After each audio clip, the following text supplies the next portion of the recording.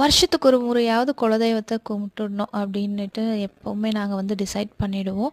ஏன்னா நாங்கள் யாருமே கூட்டு குடும்பமாக இல்லை. கூட்டு குடும்பம் தான், பட் யாருமே ஒன்றா இல்லை. ஏன்னா மச்சினன் ஒரு இடத்துல, அவர் ஒரு ஸ்டேட்டில் வேலை பார்க்குறாரு, நாங்கள் ஒரு ஸ்டேட்டில் இருக்கோம், மாமனார் மாமியார் ஒரு ஸ்டேட்டில் இருக்காங்க. பட் ஆனால் எங்களுடைய குலதெய்வம் வந்து திருவண்ணாமலை பக்கத்தில் போலூரில் இருக்கிறதுனால வருஷத்துக்கு ஒரு வாட்டி மட்டும் நாங்கள் ஆஜராகிடுவோம் குலதெய்வத்தை கும்பிடுறதுக்கு. நாங்கள் ஆடி மாதம் சாமி கும்பிடல, ஆவணி மாதம் தான் இந்த வாட்டி எங்கள் எல்லாருக்குமே லீவ் கிடைச்சதால நாங்கள் எல்லாருமே குடும்பத்தோடு சாமி கும்பிட்ணுன்னு போலூருக்கு கிளம்பிட்டோம். லாஸ்ட் வீக்கே மாமனார் மாமியார் ஹஸ்பண்ட் எல்லாருமே கிளம்பிட்டாங்க. நானும் குழந்தைங்க மட்டும் தனியாக தான் கிளம்பியிருந்தோம். போயிட்டு காலையில் எழுந்திரிச்சு பாத்திரம்லாம் விளக்கிட்டு வீடெல்லாம் க்ளீன் பண்ணி கொடுக்குறதுக்குள்ளே மாமியார் வந்து பூஜை ரூமில் எல்லாமே ரெடி பண்ணிட்டாங்க. புங்கக்குடிக்கு பூஜை பண்ணிவிட்டு நாங்கள் எல்லாருமே சாமி கும்பிட்றதுக்கு கிளம்பிட்டோம்.